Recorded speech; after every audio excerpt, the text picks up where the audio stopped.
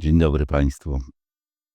Przyjechałem z Helu po to, żeby opowiedzieć Państwu o historycznych relacjach rybaków z Półwyspu Helskiego i całego naszego kaszubskiego wybrzeża z Gdańskiem.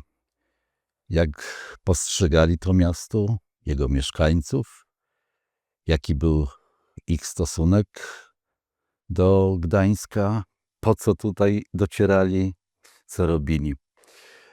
Jako że głównym celem podróży rybaków z Półwyspu Helskiego, którzy generalnie poza wyjazdami związanymi ze służbą wojskową w marynarce czy we flocie handlowej nie lubili opuszczać swego miejsca zamieszkania, tym ich głównym celem wyjazdów do Gdańska była sprzedaż ryb, bo Gdańsk od zawsze był najlepszym rynkiem zbytu. Tutaj chętnie te ryby sprzedawano, uzyskując znacznie lepszą cenę niż w innych miejscowościach kaszubskich, nawet tych większych ośrodkach typu Puck jako stare miasto, czy Wejherowo jako nowe miasto. Tam nigdy ta cena nie była tak dobra jak w Gdańsku. Zwłaszcza w drugiej połowie XIX wieku, kiedy rozwinął się przemysł przetwórczy właśnie w Gdańsku, którego zapotrzebowanie było tak wielkie, że nie wystarczało już połowy rybaków okolicznych, czyli z Gdańska, Sopotu czy Zalewu Wiślanego,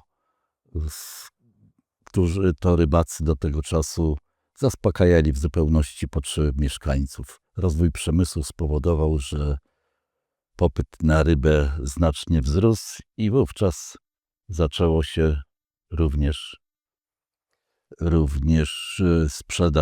sprzedawanie ryb przez rybaków z całego kaszubskiego wybrzeża, chociaż dotrzeć do Gdańska nie było łatwo.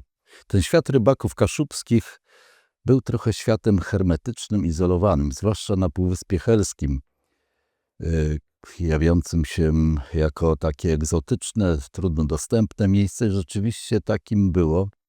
Rybacy wcale nie uważali, że jest to gorsze miejsce do życia. Wytworzyli tam własne wartości, własne prawa zwyczajowe, zarówno do życia społecznego, jak i do pracy, i dobrze się tam czuli.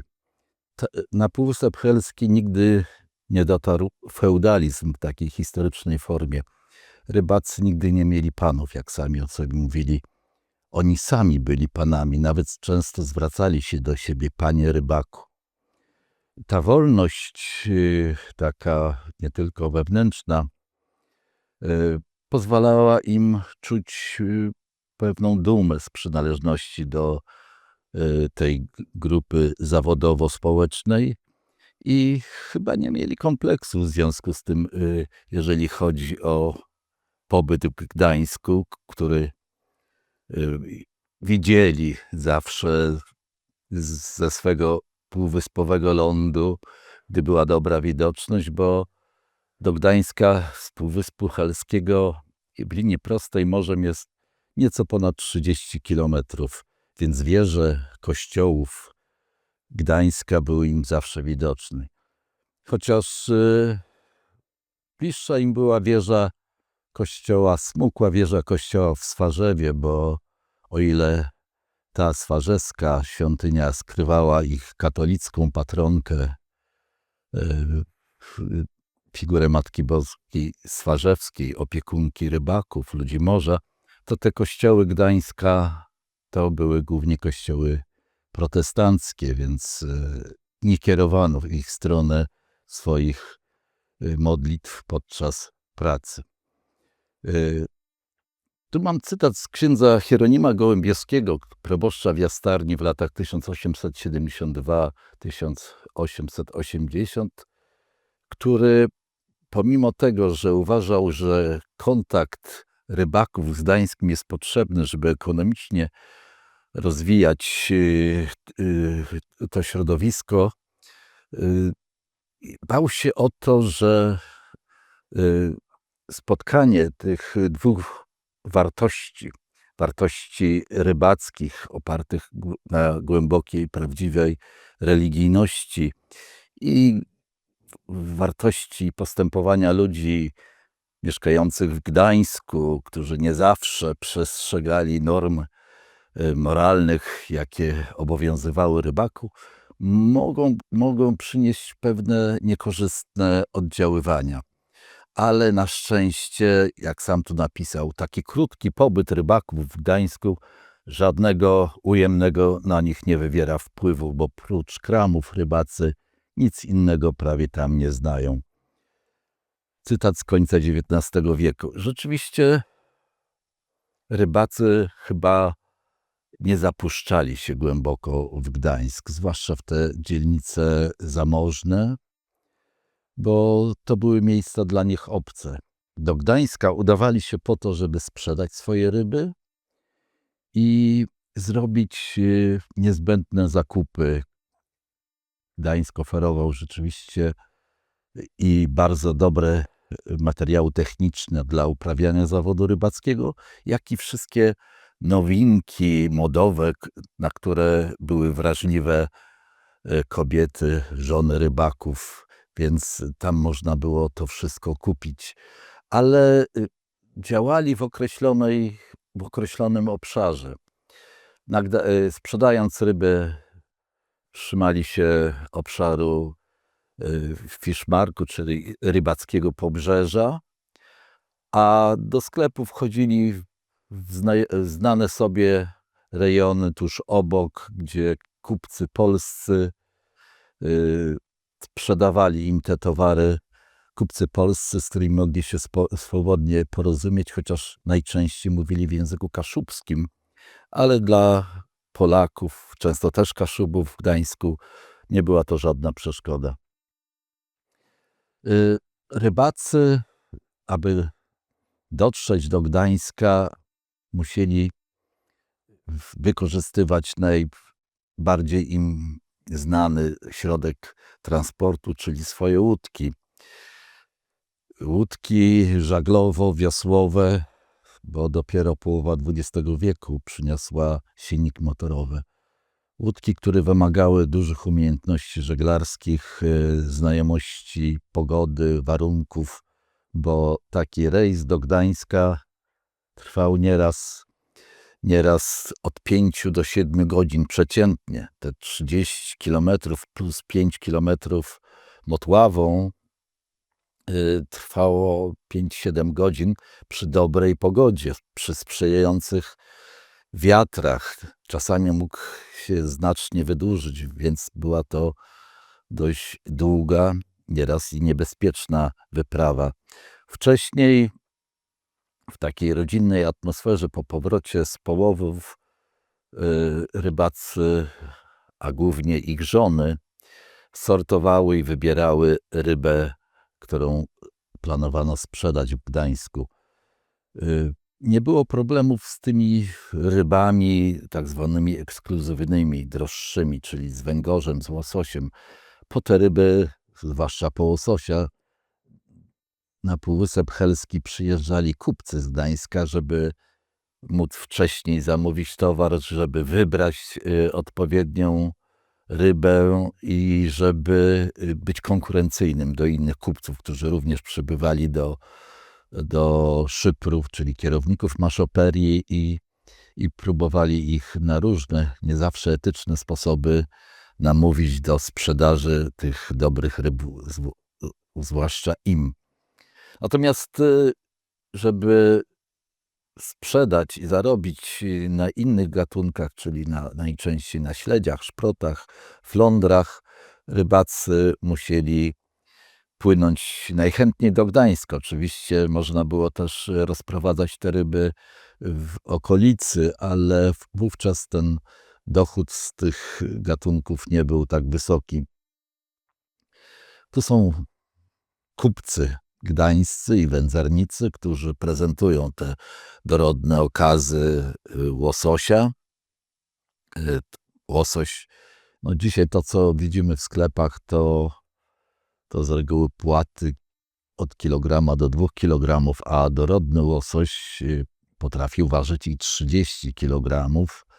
Zresztą tutaj widać takie okazy prezentowane przez kupców, którzy przybyli na Półwysep Helski.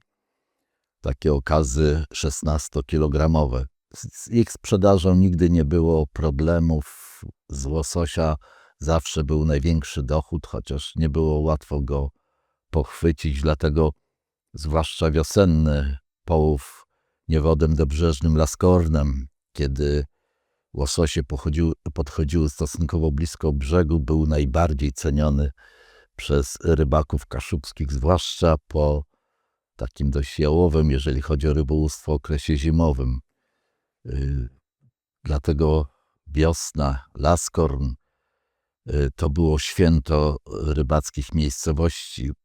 Jeżeli połowy łososia właśnie w tym czasie się udały, to rok zaczynał się z wielką pomyślnością, bo łosoś dawał największy dochód rybakom.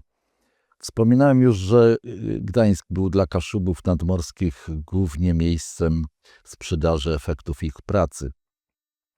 Oprócz tego, tak jak zazwyczaj te wyjazdy w celu sprzedaży połowów wiązane były z zakupem specjalistycznych oraz najmodniejszych towarów, bo Gdańsk był tutaj na naszym Pomorzu wyznacznikiem trendów, a rybacy zawsze starali się w pewien sposób nadążać za tymi trendami, żeby nie uważano ich za takich odciętych od świata, nieznających realiów i mód ludzi.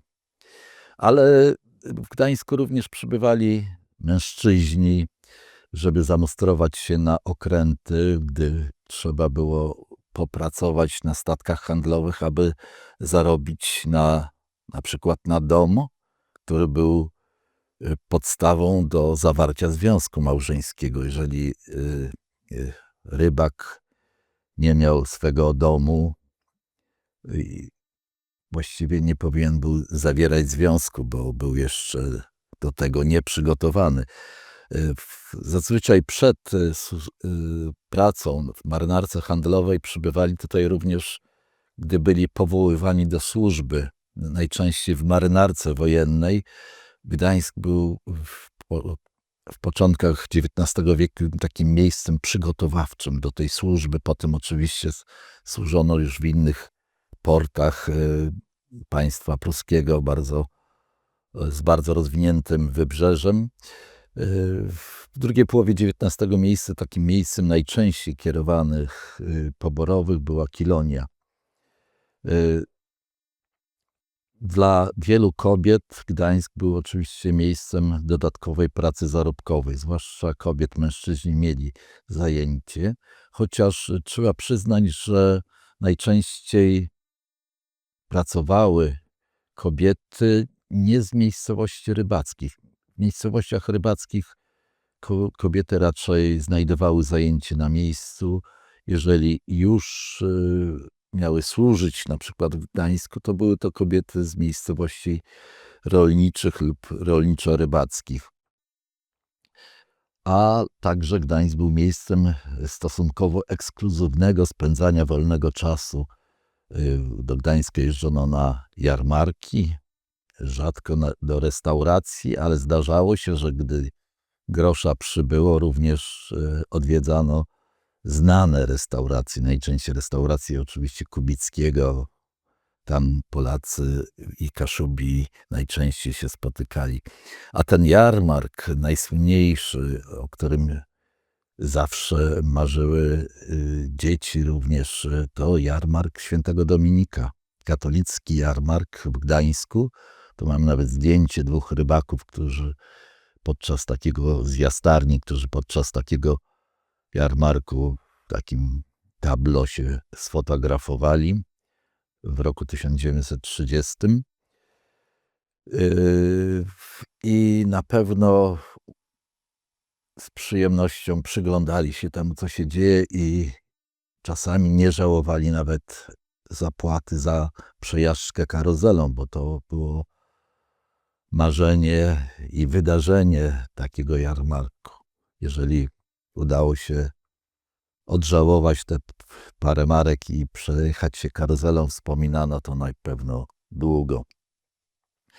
Gdańsk dla rybaków na Półwyspie, zwłaszcza pod koniec XIX wieku, był również miejscem, z którego przybywali goście i letnicy, którzy dawali dodatkowy zarobek. Co prawda do roku 1922, gdy nie było kolei przez cały Półwysep Helski, najczęściej ci goście przybywali do Helu, który nie był kaszubski.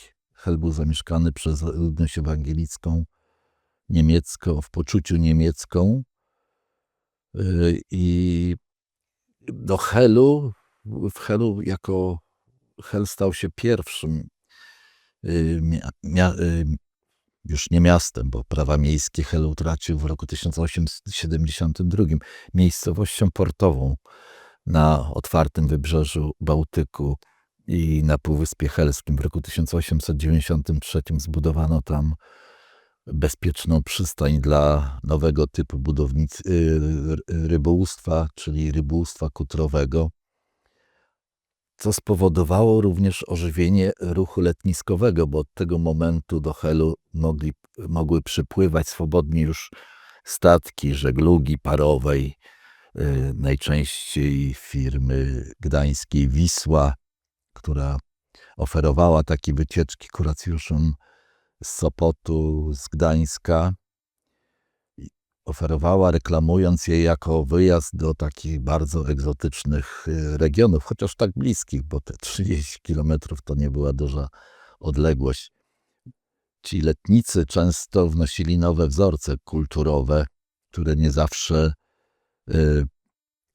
nie zawsze były przychylnie postrzegane przez lokalnych księży czy pastorów, bo to inni ludzie, inne wzorce, inne zachowania, ale przede wszystkim był to dodatkowy dochód. Można było im sprzedać ryby na miejscu wędzone, można było im sprzedać wrzos, jakieś pamiątki wydobyte z morza. Handlowali dorośli, handlowały dzieci i ci letnicy wpływali na pewne ożywienie gospodarcze tych miejsc. Wreszcie taki ostatni punkt, który zanotowałem tutaj. Dla wielu świadomych polskości Kaszubów Gdańsk był takim legendarnym już nieco miejscem świadczącym o wielkiej przeszłości Polski i o polskości Gdańska. Ci, którzy czytali i prasę pomorską, polską i książki, czyli literaturę pomorską, zawsze kojarzyli Gdańsk z takim miejscem, gdzie ta polskość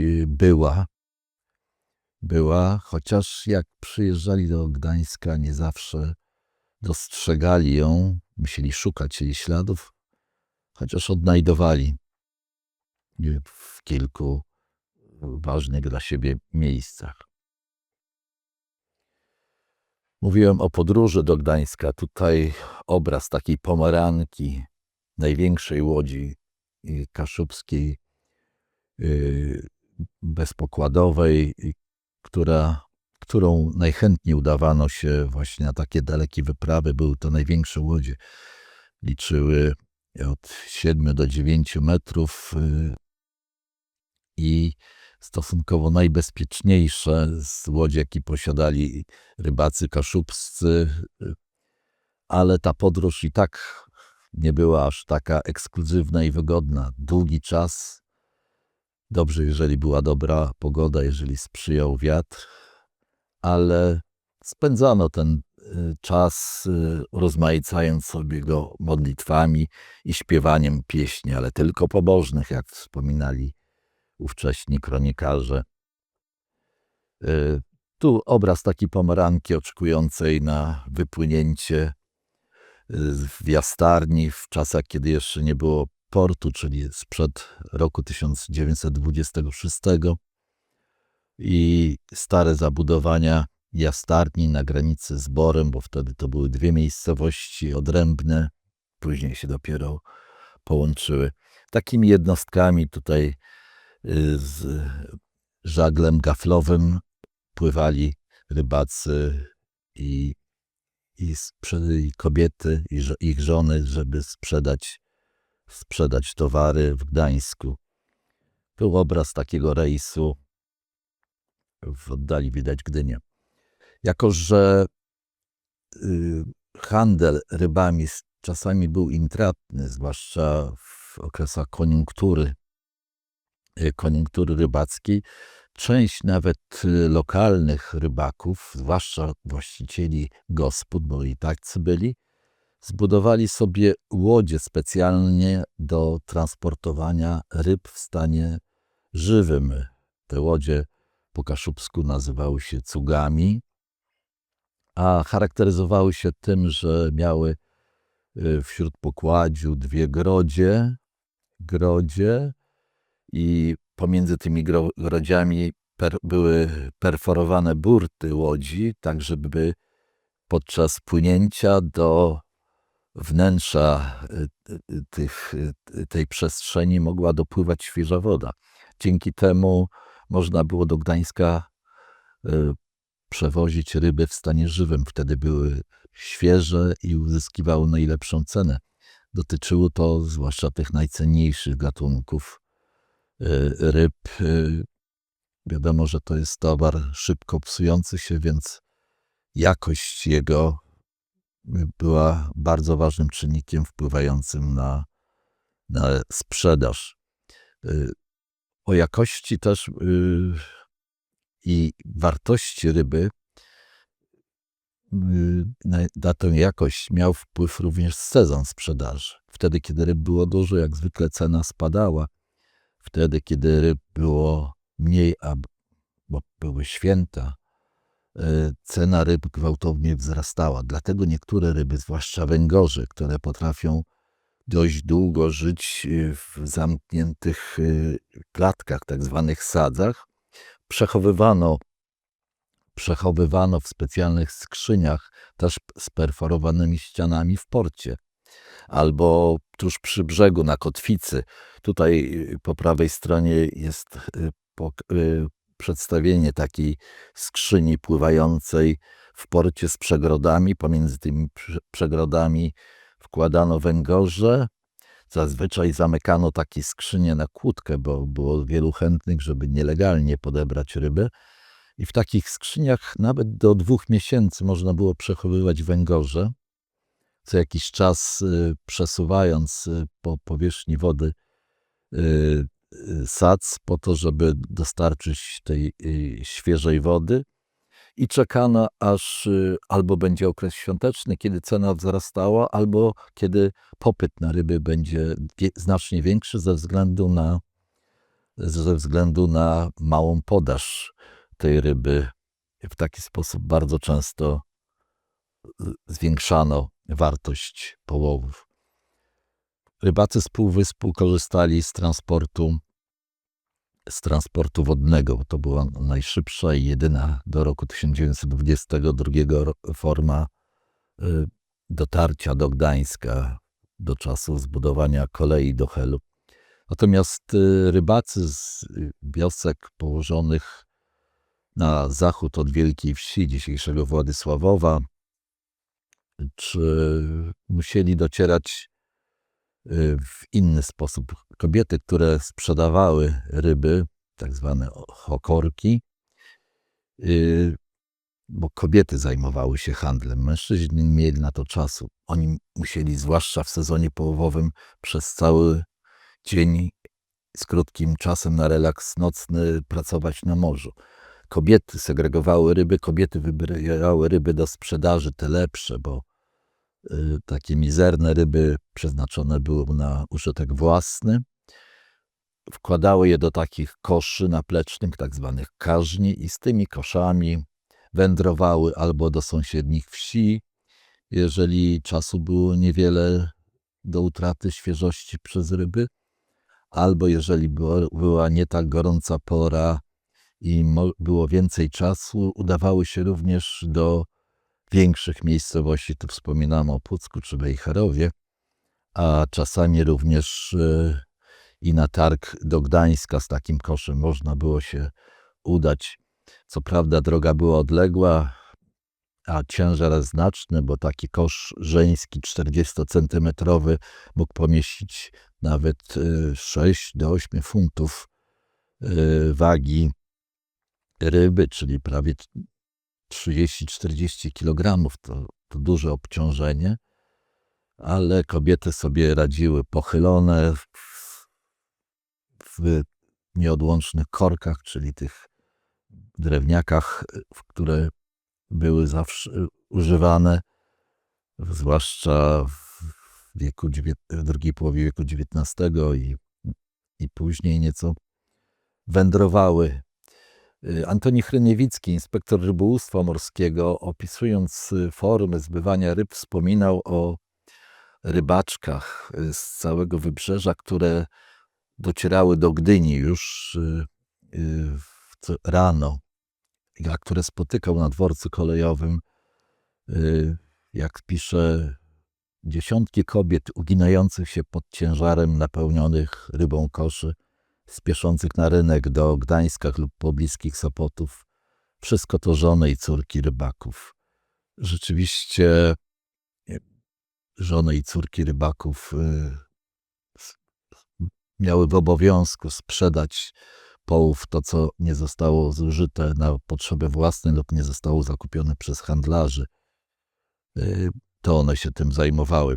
Oczywiście, gdy była kolej, było o wiele wygodniej. Wcześniej korzystano również, jeżeli była taka możliwość, z furmanek, ale większość drogi trzeba było pokonać pieszo, a efekty mogły być różne takiej sprzedaży. Dotarliśmy na pobrzeże rybackie przy targu rybnym przy Fiszmarku w Gdańsku.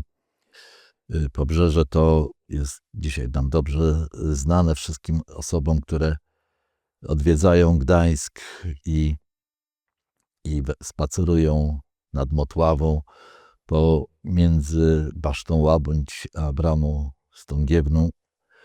Znajduje się plac, który składał się dawniej z 2 części, a na którym do roku 1945 odbywała się główna sprzedaż ryb, czyli ten Fiszmark.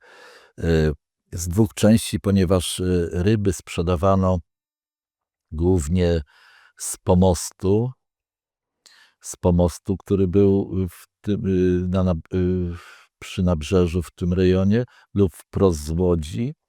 Później również wykorzystywano ulice, ale w głębi ulicy zazwyczaj sprzedawano inne produkty niż ryby, najczęściej ziemniaki, dlatego mówiono nawet, że to jest nawet plac ziemniaczano-rybacki, czyli nie tylko ryby można było w tym miejscu kupić, ale również inne produkty, które przywożone były z osad rybackich przez uczestników tego jarmarku. Tutaj widzimy taki pewien chaos, jakby obraz z połowy XIX wieku.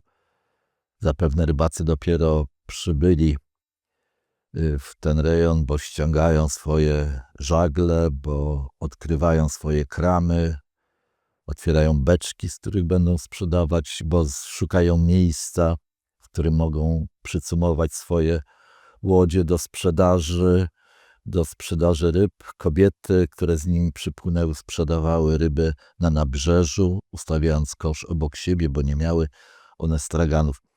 Ten chaos nie był takim chaosem, tutaj widać, ponieważ już od roku 1822 obowiązywał regulamin Fiszmarku, który porządkował wszystkie sprawy. Tych punktów tego regulaminu było bardzo wiele, więc dość szczegółowo regulował. Nie spotkałem w archiwach oryginału takiego dokumentu, natomiast zapoznałem się z jego częścią w pamiętnikach Martina Struka, sołtysa Helu na przełomie XIX i XX wieku, który spisał taki pamiętnik i w jednym z jego rozdziałów opisywał konflikt związany z zajmowaniem przez innych handlarzy miejsc miejsc zarezerwowanych zgodnie z regulaminem dla rybaków helskich, którzy byli w Gdańsku uprzywilejowani, ponieważ Helanie w tym czasie byli obywatelami Gdańska. Hel był zamorską dzielnicą Gdańska praktycznie do końca XIX wieku, więc Helanie byli tam na szczególnych prawach, w przeciwieństwie do rybaków kaszubskich, którzy musieli sami takiego miejsca szukać. Otóż w punkcie 51, 52, więc tak rozległy był ten regulamin, wskazywano, jak się powinni rybacy z Helu i w którym miejscu ustawić, kto mógł wejść w to miejsce pod ich nieobecność i kto musiał zareagować na wypadek konfliktu, więc ten regulamin porządkował.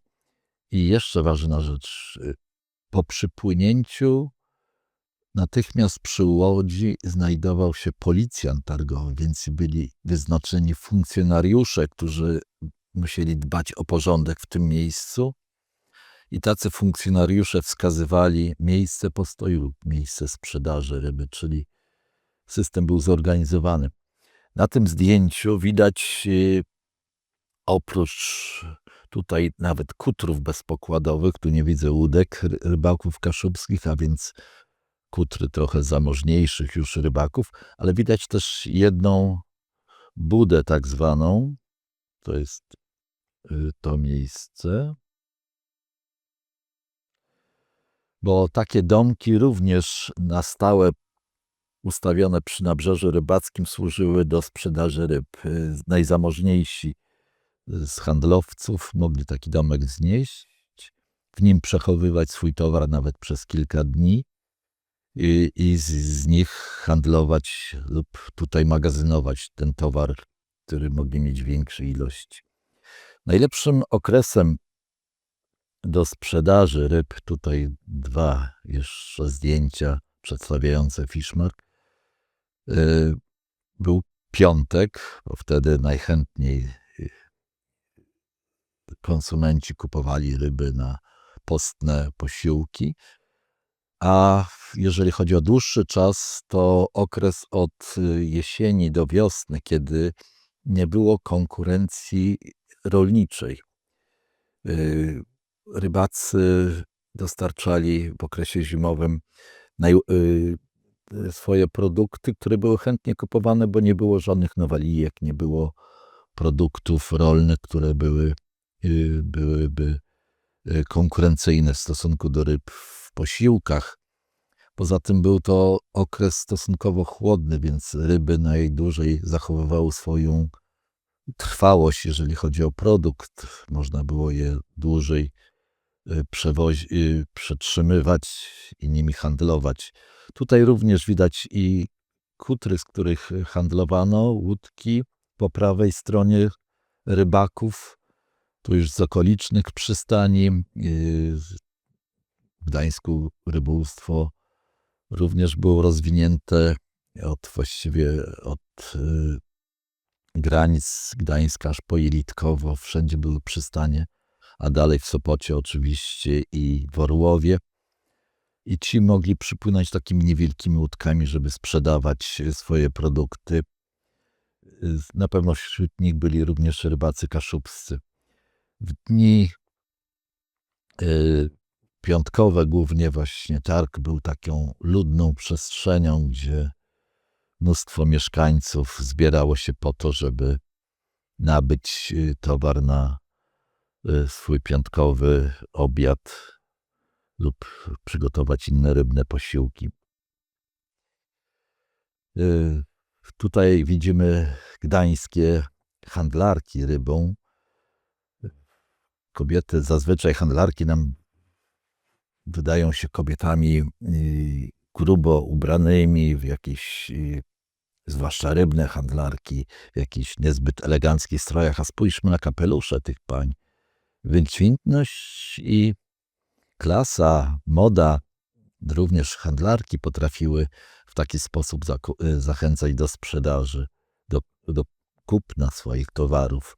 Tutaj również widzimy je w kapeluszach sprzedających suszone ryby.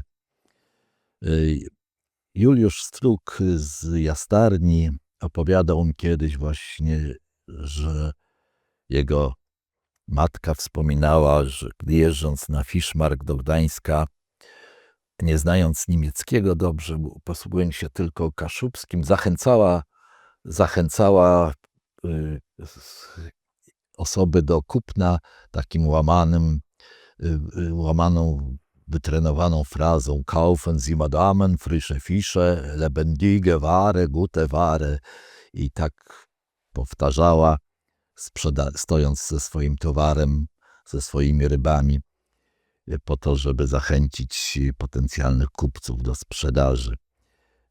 Ksiądz Gołębieski pisze w swoich wspomnieniach, że rybaczki bardzo pilnowały, żeby trzymać rybę, ją reklamować, czasem nawet w dłoni, ale puszczać dopiero wtedy, kiedy w drugiej ręce znajdzie się pieniądz, bo zapewne zdarzało się, że były one oszukiwane jako te osoby, które nie do końca znały reguły panujące w mieście, gdzie zawsze było pełno i drobnych rzezimieszków i złodziei. Trzeba było uważać nie tylko na te osoby, ale również na gdańskie handlarki, które nie zawsze dobrze znosiły konkurencję, zwłaszcza gdy popyt na rybę był mały i źle się sprzedawały te gdańskie handlarki. Tutaj też w kapelusikach, ale już nie tak ładnych, nie zawsze lubiły konkurencję kaszubskich rybaczek. Tutaj je widzimy ze swoim towarem przy koszach z rybami, trzymając te ryby w ręku. Te osocze z tej ryby ciekło im na mankietę, ale stały tak i zachęcały do kupna. Brunon Zwara we wspomnieniach gdańskiego Bówki pisał, że kaszubki stały ze swoim towarem nieco dalej, w okolicy restauracji Kubickiego. Czyniły to dlatego, by nie narazić się na awantury ze strony wojowniczych sprzedawczyń. Ta konkurencja była rzeczywiście nieraz wyraźnie zauważalna, a niechęć gdańskich handlarek zwiększyła się zwłaszcza po roku 1920, kiedy rybaczki kaszubskie znalazły się w innym państwie. W związku z tym, za wyjątkiem rybaczek z Helu, rybaczki kaszubskie były przyjmowane często z niechęcią. Tutaj mamy fragment powieści Augustyna Necla Maszopi, który wspominał, że na rybi targ przychodziły również Polki mieszkające w Gdańsku. Te kupywały zwykle rybę od kaszubek. Gdańskie handlarki, czyli baby, słysząc polską mowę, czerwieniły się jak ogień. Z rybą w ręku odgrażały się polskim rybaczkom. Czego tu szukacie, głupie kaszubki? Idźcie do Warszawy. Pójść tak do tej Warszawy nie było prosto, ponieważ przynajmniej w latach 20. zbyt naszej ryby bardzo kulał. Praktycznie nie istniał zorganizowany handel rybny, który wymagał określonego czasu. W związku z tym, a Gdynia jeszcze praktycznie nie funkcjonowała jako miasto, w związku z tym Gdańsk był praktycznie jedynym miejscem, w którym rybacy z Półwyspu Helskiego i innych miejscowości kaszubskich mogli sprzedawać swoje połowy, a w latach 20. nie zawsze na to patrzyły władze tego miasta przychylnie. Ale co było robić? W Polsce również nie było materiałów na narzędzia połowowe, głównie sieci, które zawsze rybacy nabywali w Gdańsku, a teraz niechętnie im nawet sprzedawano, ale mogło się udać, więc próbowano. Sytuacja ta zmieniła się dopiero w roku 1930, gdy powstała duża chłodnia rybna w Gdyni i od tego czasu już w latach 30. rybacy mogli spokojnie swoje połowy sprzedawać do Gdyni, bo Gdynia przyjmowała praktycznie cały ich dochód pracy. Poprawił się również transport kolejowy, który w latach 20. jeszcze bardzo kulał, zwłaszcza jeżeli chodzi o wagony chłodnicze. Towar wysyłany koleją często dojeżdżał do odbiorców w takim stanie, że bez przerwy rybacy otrzymywali reklamacje. I to się zmieniło. W związku z tym Gdańsk od lat 30. przestał być takim już zupełnie atrakcyjnym miejscem sprzedaży ryb i coraz rzadziej rybacy musieli do Gdańska płynąć, żeby sprzedać swoje połowy. Pamiątką po tamtych wyprawach rybackich jest organizowany od roku 2013 przez Zrzeszenie Kaszubsko-Pomorskie w Jastarni zlot pomaranek pod nazwą Fishmarkt. Jest to dzień teraz czerwcowy, te terminy się zmieniały, gdy flotylla pomaranek, które stacjonują w Jastarni, czyli zrekonstruowanych, dawnych, żaglowo-wiosłowych łodzi rybackich, przypływa do Gdańska. Rybacy albo ich potomkowie przypływają w strojach swoich, też zrekonstruowanych. Kobiety również na tą okoliczność się przebierają w rybackie stroje, po to, żeby zademonstrować trochę tego dawnego rybackiego świata właśnie w Gdańsku podczas Dni Kaszubskich. Fishmark jest takim mocnym elementem tych dni i chyba najbardziej barwnym, bo i te łodzie, które wożą turystów po Motławie, bo przemarsz dawniej był z rybami, teraz coraz trudniej o rybę niestety. Przemarsz kolorowych korowodów z targu z rybnego do Woru Artusa, gdzie rybacy w tym dniu otrzymują klucz do miasta od władz miasta jako taki symbol przejęcia chwilowej władzy. Jest bardzo barwną imprezą i zachęcam tych, którzy mogą i w tym czasie być w Gdańsku do odwiedzenia miejsca, gdzie rybacy się rozkładają.